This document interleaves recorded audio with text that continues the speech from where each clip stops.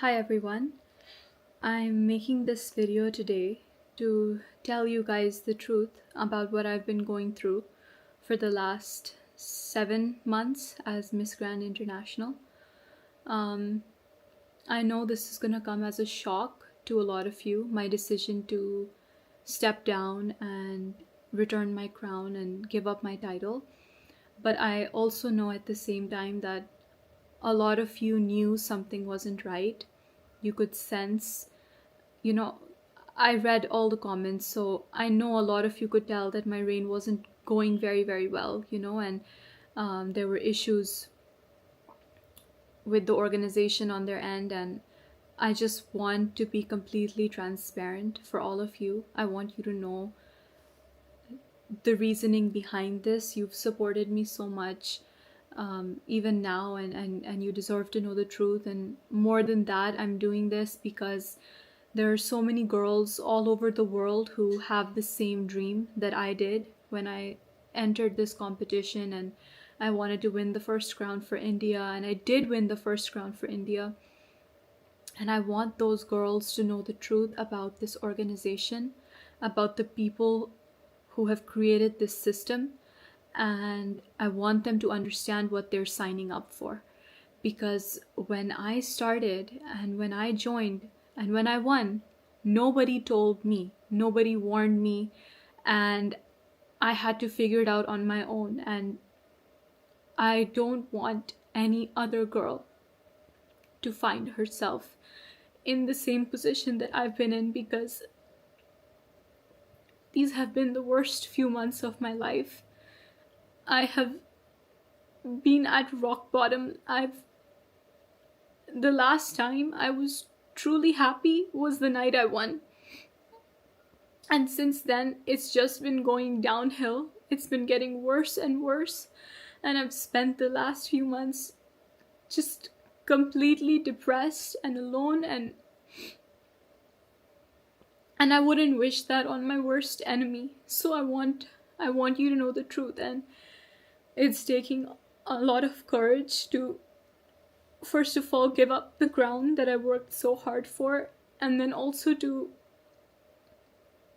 talk about it so openly. But I don't want anyone else to be in the same position as me. So that's why I'm doing this.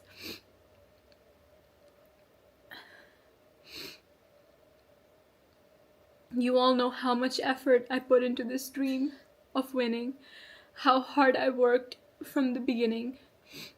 And that's true for so many girls who join. And all I've gotten in return is just constant harassment, mental torture, mistreatment.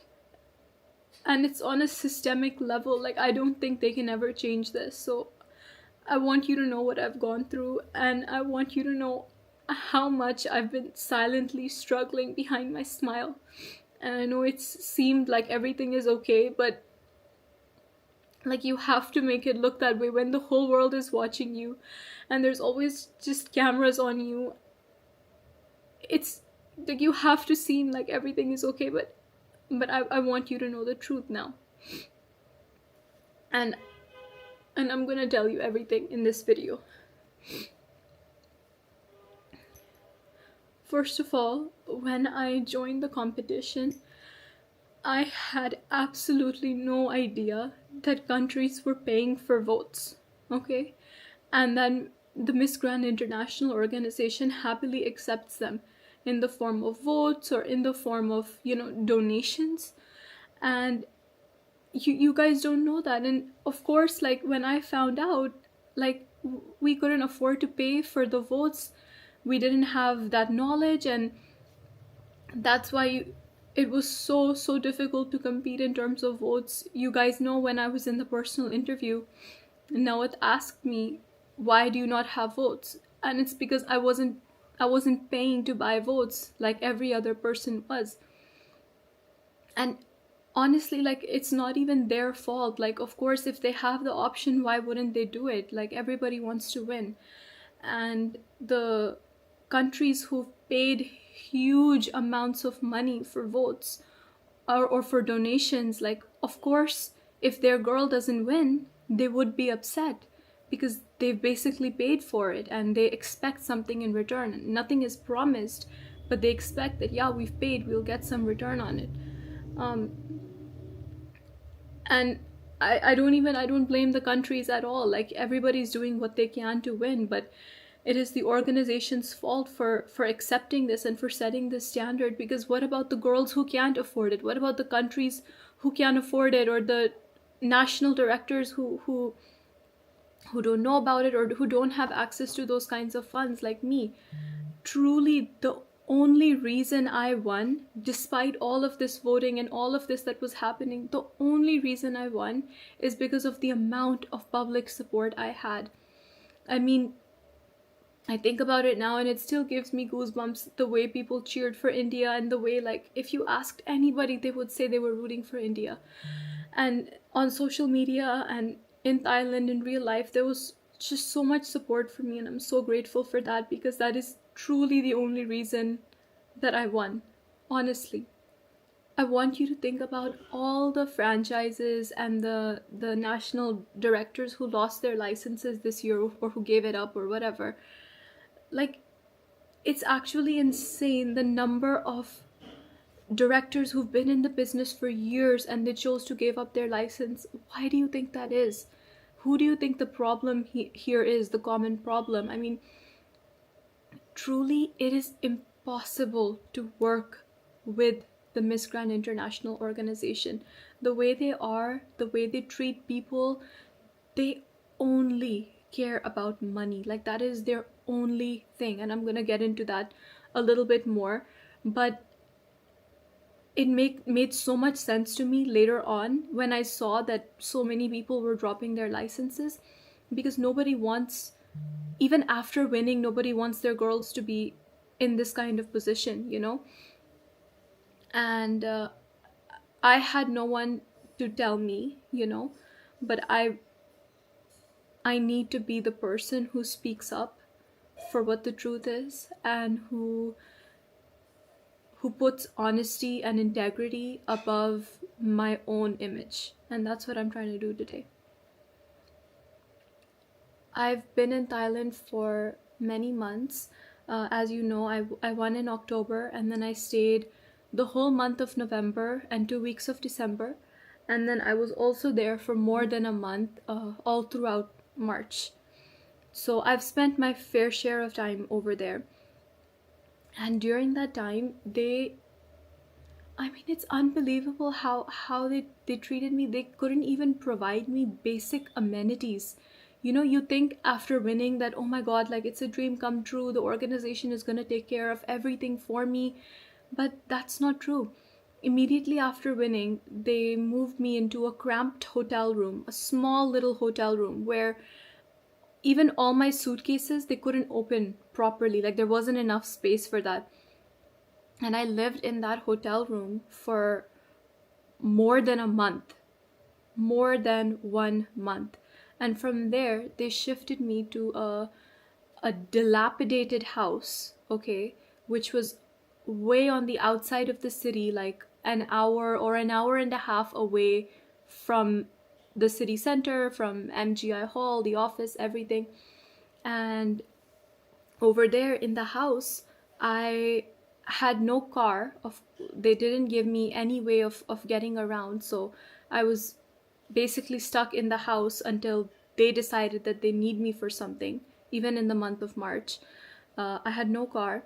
They did not give me access to, like, a Thai phone number or anything. So I had to buy a phone over there. I had to buy a Thai phone number so that I could stay in touch with my friends and family, because I was staying there for so much time, you know. They did not provide me any food at all. You know, I requested them multiple times that, you know, like, there's no pots and pans in the house. I can't cook. Like, I could maybe go and grocery shop and then cook for myself, but there were no pots and pans. There was nothing. So I said that, you know, could we at least please, like, like I'm vegetarian, so it's very simple. Like we could just make sure that the the fridge is stocked with, you know, fruits, and just fruits, so I can like cut it and eat it, you know. And my mom messaged them also that, you know, she's all alone, and can we just make sure there's some fruit in the fridge for her. They couldn't even do that. I had to order food on Grab, which is like their Uber Eats. I had to order food every single day, okay? It would take 2 hours to come because it's so far away, all right? And how am I supposed to stay healthy or take care of myself when I can't like eat home cooked food or anything?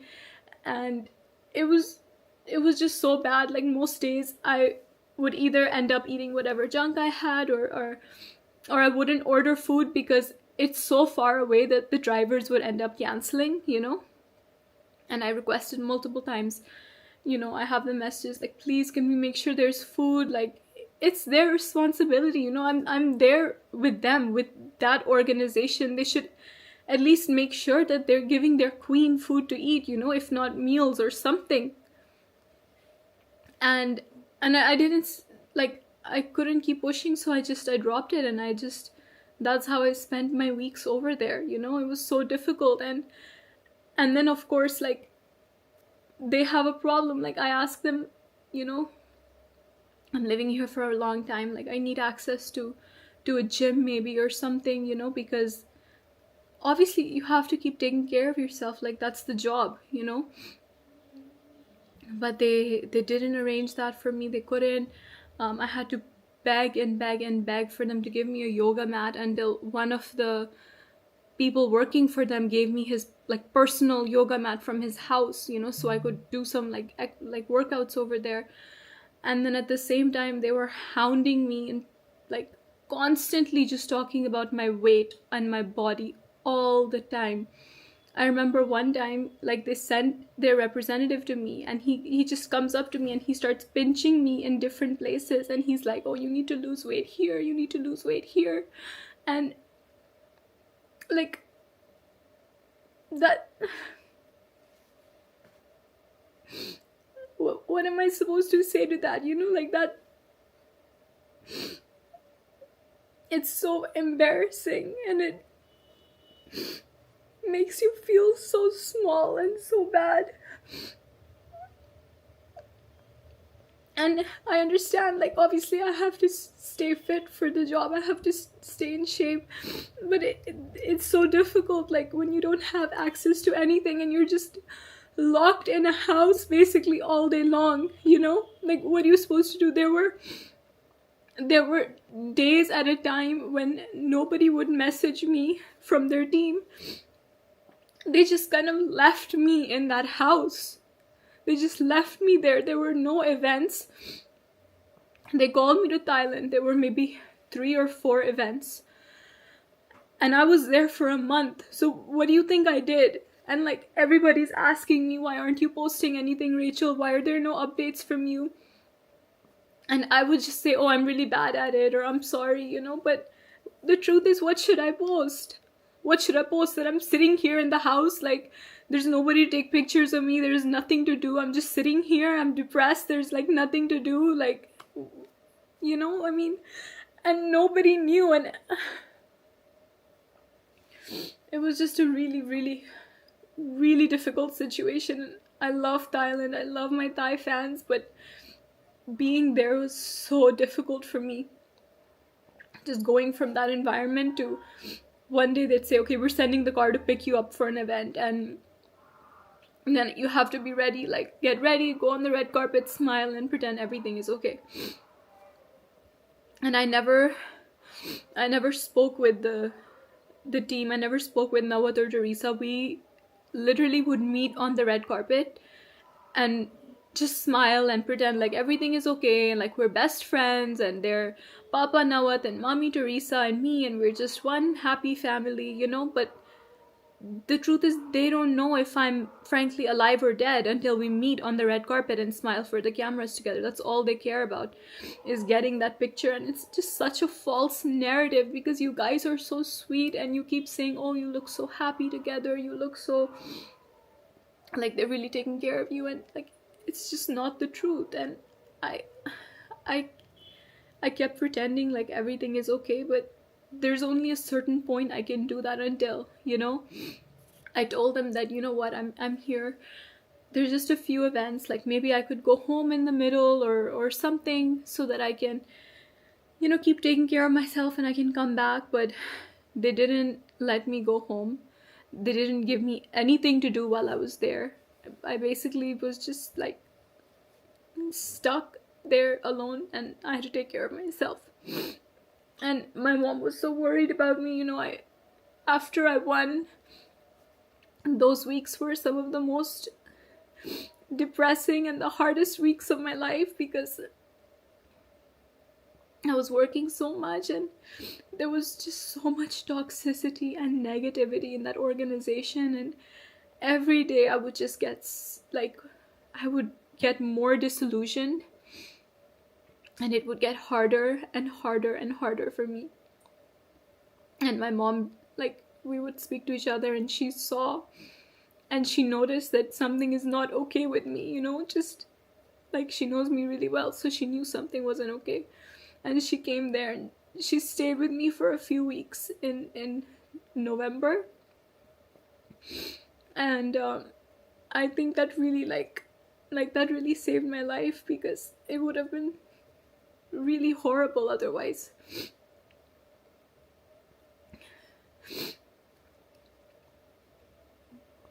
There's also no safety whatsoever. And I'll explain what I mean by this. Is number one, in the house is really far away. Like I said, it's in a quiet little neighborhood on the outside of the city, far away from everything. Nobody would check on me for days. Sometimes I would get a message, hey, are you okay? And when I was there, obviously, I'm paying for my own food. I'm, paying for a lot of things by myself, paying for my own outfits and everything, And I had to bring cash with me, in dollars or in Thai baht. And my parents, this is so embarrassing, but I expected after I won that I'd be able to support myself financially, with the prize money and everything. It's like a dream come true. And obviously you don't try and win for the prize money, but it adds to it that, yeah, you've won something really big. And it's only after I won that I realized, their contract says that the prize money will be paid in its entirety at the end of your reign. And before that, there's only a monthly stipend of a small amount, And I was paid my monthly stipend for just the first month, okay, just for the month of November. And they didn't pay me at all after that. And it's so embarrassing. Every time I had to go there, I would ask, my parents, I would ask them to,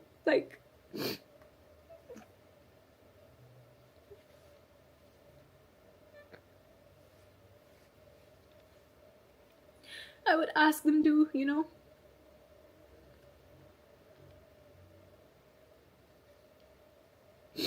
I would ask them to give me money for food, and because I had to take care of that myself. And so they gave me, cash in dollars. And when I was there at the house, obviously if I leave for an event or I spent a week in another province, I had to leave most of my stuff in the house, in my room.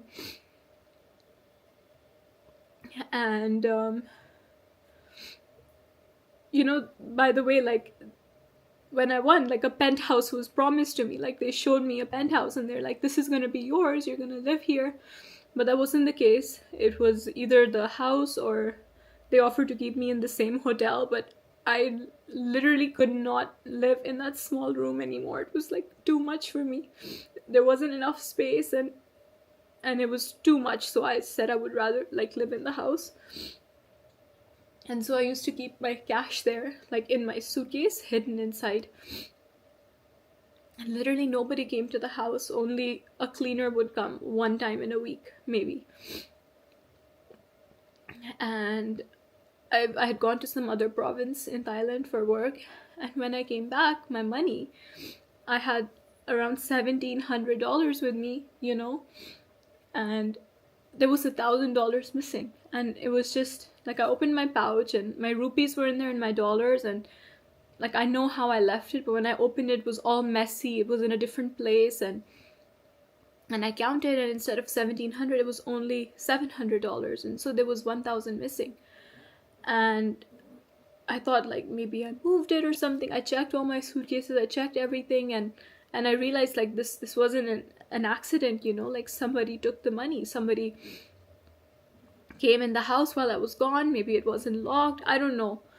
And I messaged a representative and I said that, you know, this has happened, and like it's okay, it's not a big deal, but just please, like, please look into it if you can, like please let me know if there's a solution. And I didn't hear anything about it. A month later I messaged again. I'm like, hi, is there any update? I was back in India by this time, and he's like, no, we're still investigating. I was like, okay. Another couple days or weeks, and I asked again. I'm like, what's the update, you know? No update on the money. And then eventually he sends me a message which is like, you know, we can't prove that you had the money, so, you know, there's nothing that we can do. And I spoke to Teresa about it, and I brought up this issue with her. And it's the moment I bring it up with her, like she starts attacking me and blaming me for it. And I understand, okay, it's my fault. Like I didn't lock my suitcase, okay, that's my fault. But I never imagined that something like this could happen on company property when I'm there and I'm their responsibility, you know? Like I'm not a contestant anymore, I'm their queen, and it's their job to take care of me and make sure I'm safe and my things are safe, you know? They can't just say, okay, like, go live by yourself and take care of everything, you know? But she fully blamed me, and she said, she's like, if you go to the police, there's no way you can prove it anyways, you know? And I was like, I'm not thinking of going to the police, you know? I just want you to just try and find out, like, if anything can be done, you know? But she just wanted to blame me, and I realized in that moment that these people will never support me, you know? Like, okay, this was just money, and it was just $1,000, which is still a lot, but if it were anything else, they won't support me, you know? And this reminds me also, we were having dinner, Teresa, me, and some other people, okay? And Teresa starts talking about this one queen she had in the past. And this dinner, there's like 3 or 4 other people there. And she starts talking about the queen's personal life, and she's like, yeah, she lied about being sexually harassed. I don't trust her, she's a liar. And I was like, excuse me, but like, how do you know that she lied, you know? And she's like, I know it, she's a liar, she lied, nothing happened. And I was like, don't you think you should believe your queen? Like, if she told you that she was on a work trip with MGI, I don't know the whole story or who the queen was, but apparently she was on a trip to South Sudan with MGI, and she got sexually harassed by the general manager of the hotel.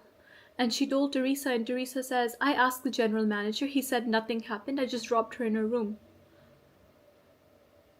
And I realized in that moment that poor girl was probably sexually harassed, and she told the only people who she had at that time with her was Teresa.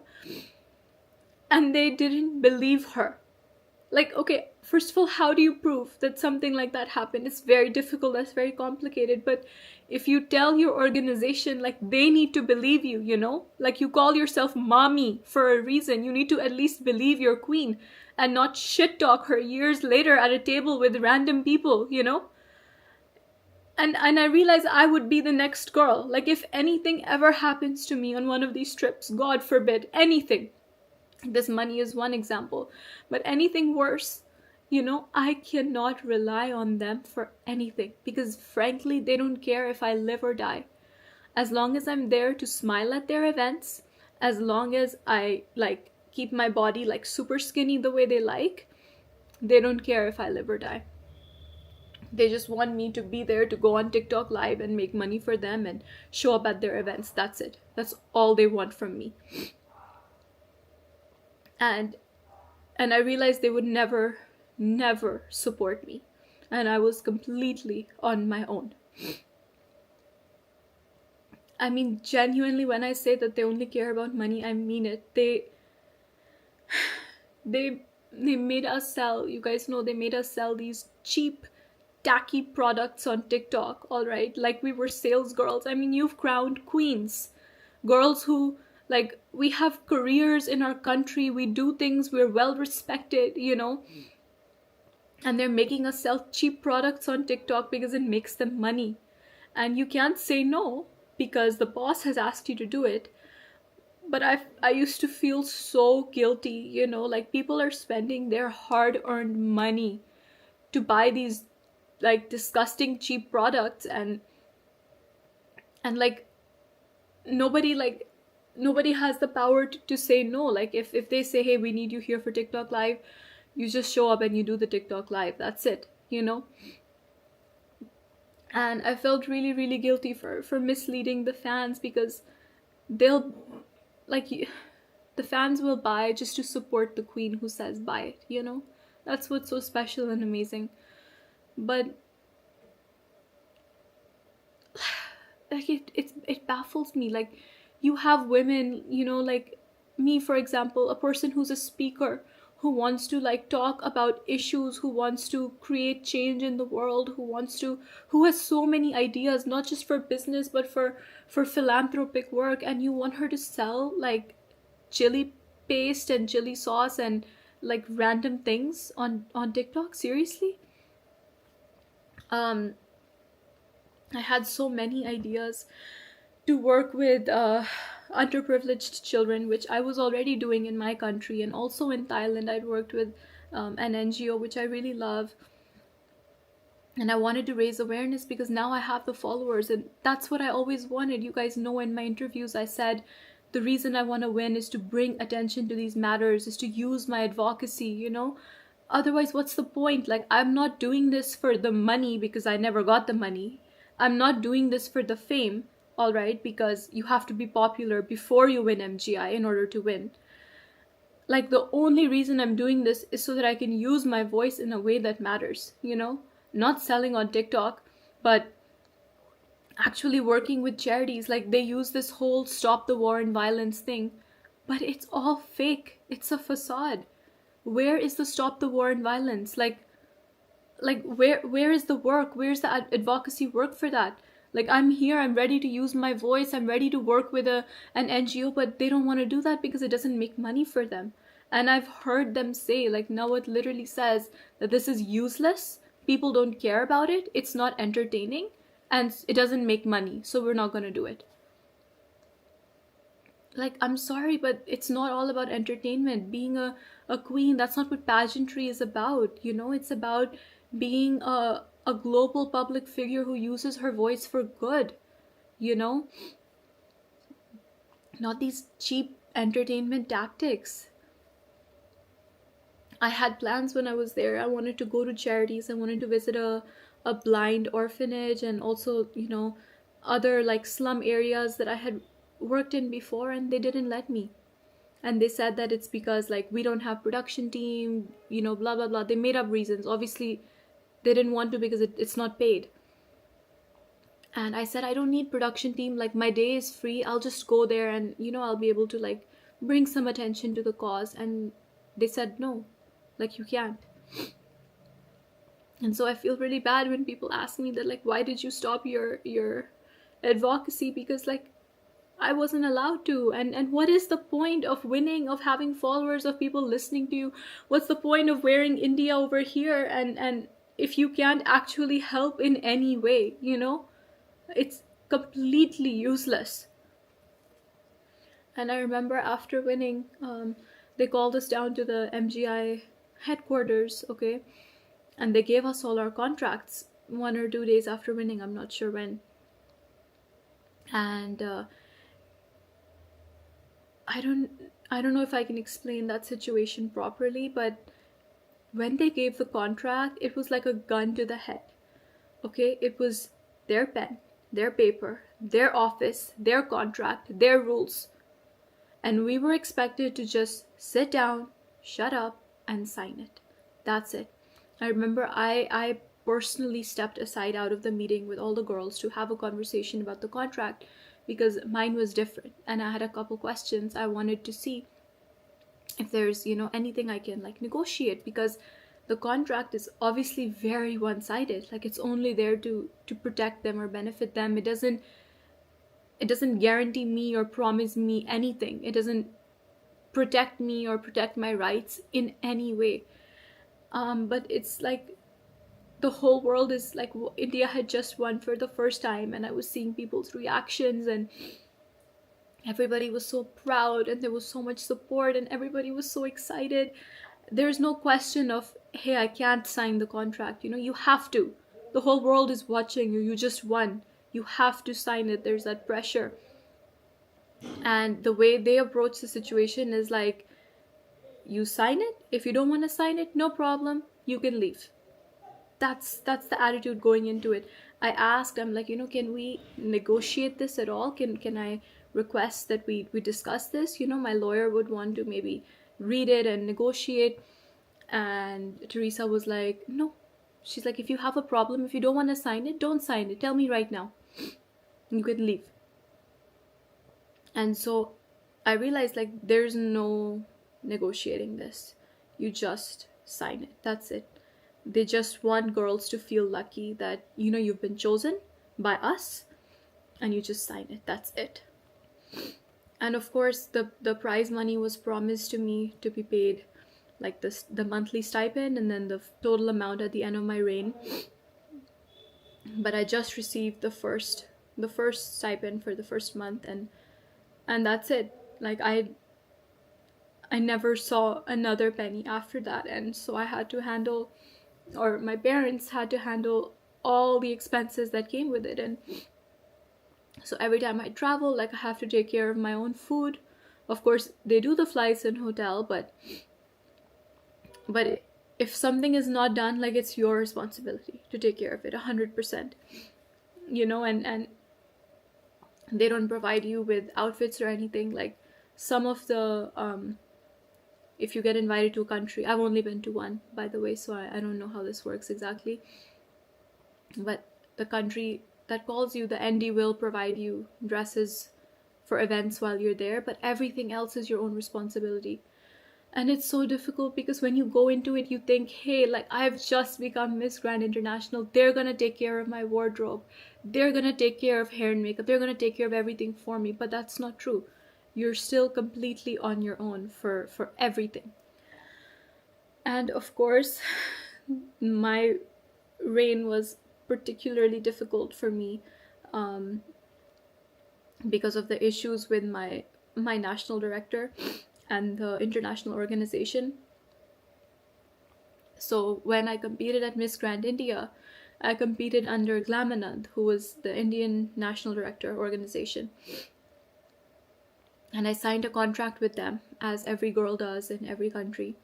And I would be represented by them in India.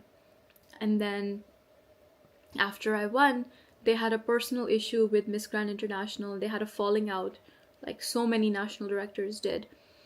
And they lost their license for India. So although I was signed to them in India, Miss Grand would not allow me to work with them at all. So I couldn't work at all, basically. And I remember I had been queen for less than 2 months the first time they threatened to dethrone me. And they just use this thing of dethronement, of taking the crown away, as blackmail. And they use it to manipulate me for everything. So like you can't bring up a single issue with them because they will just like say that we'll take your crown away. And it was so impossibly difficult for me. Like after Glamanan lost their license, there was a new license holder in India, all right, some star or something. And they were supposed to do my whole homecoming. You know, we had multiple conversations in December leading up to my homecoming where I was planning it with them. I had big plans. They had big plans. They promised so many things. We were all so excited, you know. But the date of my homecoming kept coming closer and closer. And there was nothing was materializing, you know. And up until the moment I landed in the airport in Delhi for the homecoming, these people, the new organization, hadn't even taken permission from the airport authorities to host my homecoming there. Like, can you imagine? My plane has landed, I'm coming out, there's no permission. I'm blessed that my dad, he was there, he handled everything. He called his own contacts, you know, the marshals in the airport or I don't know what, but he got at the last minute the permission for us to have the homecoming there. Otherwise they wouldn't have let anybody stop in the airport. They wouldn't have let the crowds in. They wouldn't have let the band or the, you know, the pundits who were doing the prayer, the roses, the flowers, everything, the red carpet. None of that would have been allowed. And he did it last minute all on his own with no support. Same for my Jalandhar homecoming.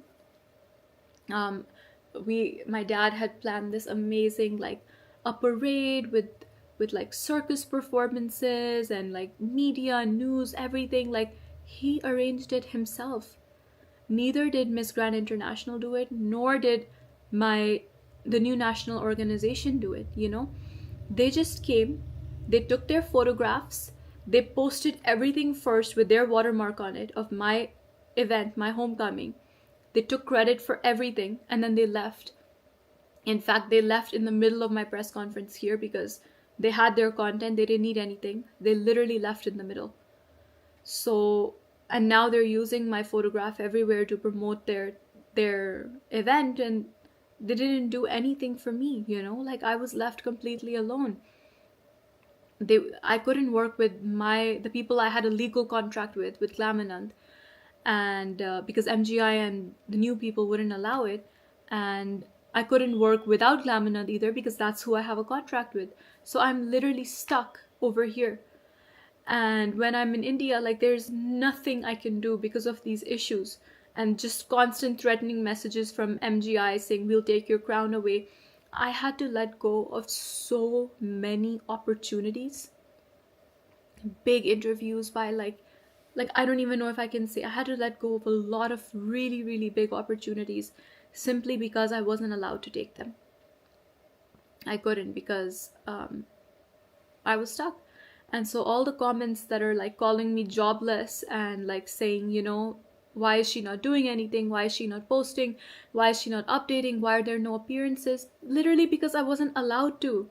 And can you imagine how difficult and stressful it was for me? Because when you win, you expect your life to change overnight. That's what I expected. You expect that everything is going to be perfect and you're going to get all these opportunities and offers and it's all going to work out. But that's not the case. That is not the case at all. And I had to struggle and fight, and I had to sit home and do nothing because I had to say no to everything that was offered to me in India. So whatever duties were given to me by MGI, I did all of them. I was at every event. I did everything. I did not work outside of them at all. All right. At most, I would do 1 or 2 unpaid things because, like, I'm not getting paid, so I'm allowed to do it, you know. But other than that, I would just do nothing. And this was like the hardest thing of all, hard to explain to all of you. Like it feels like such a weight off my shoulders now to be able to tell you this. Honestly, I was so excited to travel. Also, their favorite sentence to use is more than 20 countries. You're going to travel to more than 20 countries. What traveling? Like, I'm sorry, but it's May. It's May. I've been queen for 7 months, all right, and I have traveled to one country with MGI, just one. That's the Czech Republic. That's it. I mean, these like girls go into this. I went into this thinking, hey, I'm gonna get the opportunity to travel around the world, to be an ambassador, to do this, that. That's what they used to advertise themselves, right? But look at it. It's May. It's been 7 months. I have a few months left of my reign, and there's no traveling. And yeah, they've said that there's maybe some countries coming up, but how am I supposed to do it when I know that A, I'm not protected, and B, like, I don't know that anything is final, and C, I have to pay so much like on my own when I'm there, and it's such an unsupportive environment. And I feel really bad because I was supposed to be in Guatemala right now. The national directors of Guatemala had invited me there, and I feel bad that I wasn't able to go. But I had been talking to Miss Grand International. I had been talking to them before, and I told them that, I'm facing all these issues, and please resolve these issues for me. Otherwise, I won't be able to go to Guatemala. Like, I said that. I was very clear on that, And all I got in response was aggressive threats. That's it. They said, we're going to go to the police. We're going to do this, that. We're filing a case against you. And all I wanted was for them to say, you know what, Rachel, I'm sorry you're having a difficult time. We're going to look into it, and we're going to make sure you don't have any problems. That's it. Like, I've done everything that was asked of me. All I needed is a little bit of support, a little bit of knowing that I'm not in this alone and that the organization is with me. But they're not. They only care about making their money. I know that Nawat publicly blamed my passport, for me not traveling a couple months ago. He said that Rachel's not traveling because she has issues with her passport and she's applying for lots of visas, Like, that's not true. Okay, I understand an Indian passport might not be the strongest in the world, so it's easy to blame, but me personally, I have 10-year visas for the US, UK, Canada, all right, which basically grants me access almost everywhere in the world. And I applied for my Schengen visa the day they told me to. I applied and I got my Schengen visa for 3 months within like 6 days. So that's not the reason I wasn't traveling for so many months, is because I'm struggling with my passport. It's because there were no travel opportunities for me. And another reason I hear a lot is people think that Rachel can't travel on her own. I would be more than happy to travel on my own if they present the opportunity to me. But they didn't. And I've been here, I've been ready to work, ready to be queen, ready to actually have the reign that was promised to me. But like, I'm not being offered those opportunities. Like, I've only been to one country. That is so shameful and embarrassing. And even that trip, like, I will never forget my trip to the Czech Republic, because the Czech team is so nice and sweet and amazing, and they put on an incredible event over there. And I remember the day after the event, Teresa, me and the national director, we were together, and she starts yelling at the national director, telling her that she had a bad show and that she picked the wrong winner and just XYZ, like lots of issues. She went on for an hour yelling at this woman who is a grown woman running her company, living her life, doing her best, who got so many sponsors, who did such an amazing job. And she yelled at her until she cried. And I realized in that moment, like, if Teresa can yell at this woman like this, like, what am I for her? I'm nothing. What are any of her queens to her? They're nothing. They call themselves Mommy Teresa and Papa Nawat, but you can't just call yourself mom and dad. Like, you have to act like it. You have to protect your daughters. You have to be there for them. I'm sorry, but they couldn't be the furthest thing from parents. They are cold-hearted business people. They just want to extract your use, make money off of you, and that is it. That's all they care about. And the other thing they care about is how you look. That's it. I remember after winning, the first time I sat at an event with them for Miss Grand something, whatever, I don't remember which one it was. But the girls were performing on stage, and I was so excited that I'm finally sitting on the other side of the stage, you know? I'm not on the stage, I'm on the other side, and it's such a proud moment for me. And I was sitting with them, and I heard the way they speak about these girls. Girls who they're giving their heart and their soul performing on stage the way all of us do. And I was there to hear the conversations about how they judge them and how they speak about them. The kind of derogatory, body shaming, disgusting, deplorable comments they make. Like, I can't even say that on camera. I would never speak about another person that way. Saying like, oh, she's all right, but her knees are too fat, you know? She'll never win because of her knees. Like, every aspect of the body is pointed out for every girl, all right? Like, she's to this, she's to that, this is to this to that. And I don't know about you, but like, I can't sit through that. I was so excited to be there and be on that side of the table, but just to hear these conversations, it really disturbed me mentally. It made me feel sick.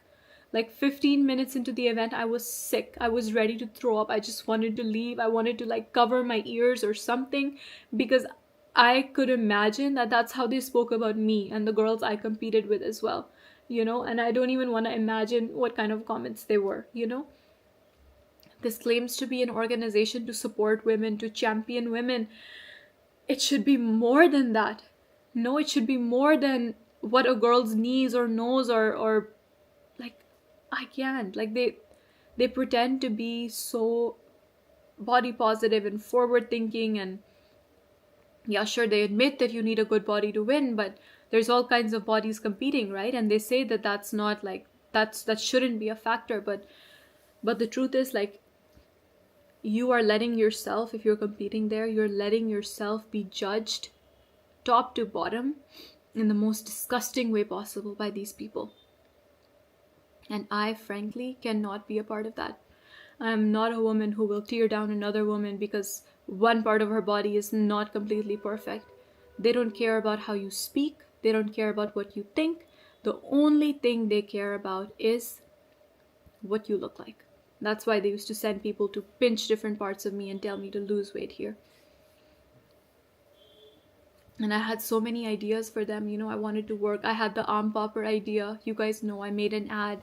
I made a product. I did the packaging. In fact, now it's requested me to create samples of it. My parents had the samples made in India. We were working with local creators and cottage industries here, because it's made by, the snack is made by, like, you know, by people who support themselves off of this. It's a very small industry, and I wanted to help them grow their business and take it worldwide. You know, it would have been such a support to the economy. But they weren't interested in that, you know. And people ask me, where's your arm popper? I don't know. Like, I wanted to do it. I was fully ready to do it, but they just don't take these things everywhere. It's easier for them to keep selling the products they already have, you know, on TikTok. That makes money. Why they don't want to invest in something else?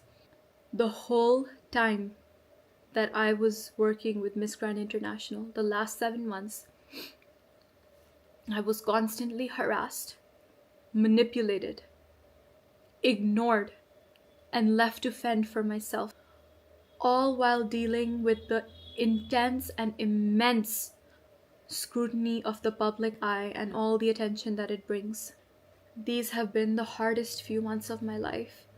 And I know that MGI right now, they will go to any lengths to defame me, to malign my name and my image, and to like destroy my credibility. They will say anything, frankly, anything. A lot of people will choose to believe them. A lot of people won't. I hope you see for yourself, and you recognize the pattern of disrespect and the systemic failures in their system. I, of course, don't have the same resources as this huge public limited company that's been operating for like so many years. But what I do have is the truth. I have integrity, and I will stand by that, and I will stand by myself. I have the strength and support and love of the fans, and that's what matters more than anything. Don't forget, all right, if you're a person, a fan who supports this pageant or supports any pageant, you have the power to decide where people's attention goes. With every post you make or every view you give, you decide what to make a bigger, what makes a bigger impact in the world, and what doesn't. And if you're thinking of supporting this pageant, or if you're a girl who's thinking of, God forbid, thinking of competing in this pageant, please go into it completely aware of all of these things. That even if you win, you'll be completely on your own, and you're not gonna get any love or special treatment or safety or support from this organization. The organization, the Miss Grand International organization, does not care about you. It does not care about its queens. All it wants is to use its queens until the queens are not useful. And I could not be a part of this anymore, which is why I chose to give up my title and to resign. I know there will be a lot of queens after me. There were a lot of queens before me. Queens are gonna come and go. It's not gonna end everything, this video right here, but I hope it at least sheds the light on the truth for some girls and some fans and some people who will think twice before supporting this organization. Every girl I know who I've spoken with who's in contract with MGI wants out of her contract.